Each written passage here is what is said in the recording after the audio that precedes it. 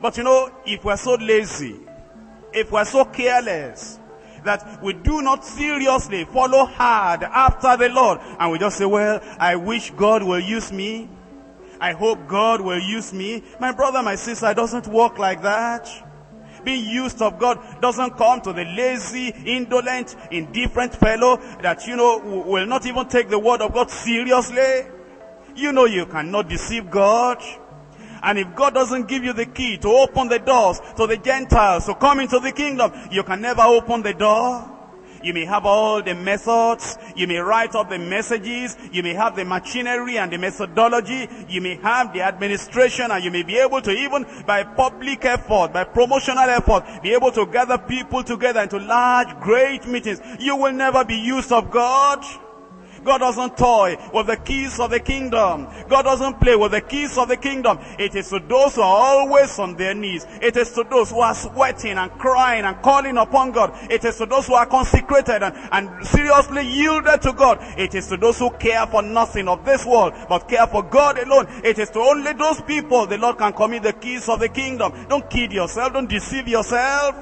Any minister in the deeper Christian life ministry, the Lord is not just watching for the name Deeper Christian Life Ministry. I hope you're intelligent enough to know that the Lord is not saying, well, because it's Deeper Life, even though he's careless, even though he doesn't pray, even though he's not having a strong persuasion, even though he's not really following hard after me, just because it's Deeper Life, that because of that I will use him. There is nothing like that. You can be called by whatever name, apostle or bishop. You can be called by whatever name, superintendent or coordinator. Whatever the name is, if you do not have the secret prayer, always on your knees, you will never amount to anything before the Lord. But there are so many people, and they're in this church.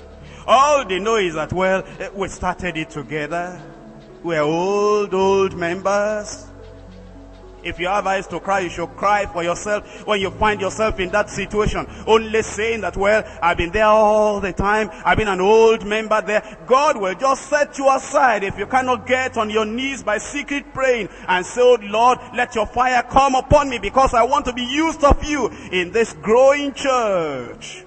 God will rather raise up a stone to declare his glory. God will rather use the jawbone of an ass. God will rather use a little David, and God will rather bring a Joseph from the prison to come and declare the glory of his name and to convert people to him, rather than use a person who is just sitting in the church warming the bench and is not serious to follow after the Lord. If you are going to be used of God, you cannot take God for a ride. You cannot play with the things of God. You have to get on your knees and be a man of secret prayer. That's the point I'm making. In Luke chapter 18, reading from verse 1. And he spake a parable unto them to this end, that men ought always to pray and not to faint. You want to be used of God? You must be a man of prayer, secret prayer. A man that is always on his knees. A man that knows how to contact heaven. A man that intercedes, a man that prays. I don't mean there's a type of public praying that people do. You find people that pray in public, and they pray long prayer, loud prayer, and they try to use some type of vocabulary in their prayer. Those are hypocrites. If you do not have the closet praying, if your knees are not bended when you are in your closet, if you are not all the time with strong crying and tears, with real devotion and affection, calling upon the Lord in secret, if you come in the public to do anything, it's just hypocrisy. God is not going to take you serious.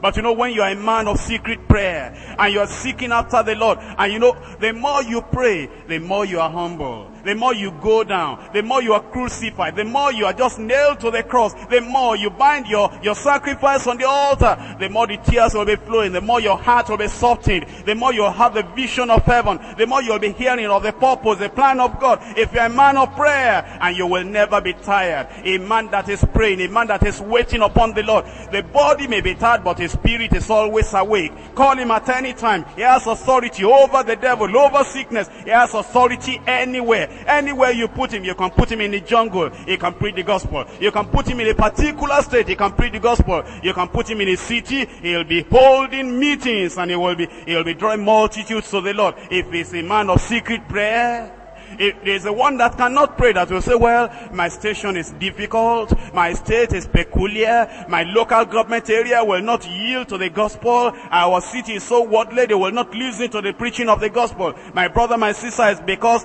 you are lazy, you cannot pray. Because God still holds the world in his hand, and he can move the hearts of men to obey the gospel. And if we will find the right man, if we will find the right man, the kneeling man, the praying man, if we will find the supplicating man, the interceding man, that man can go anywhere and preach the gospel with wonderful results, and many people will turn to the Lord.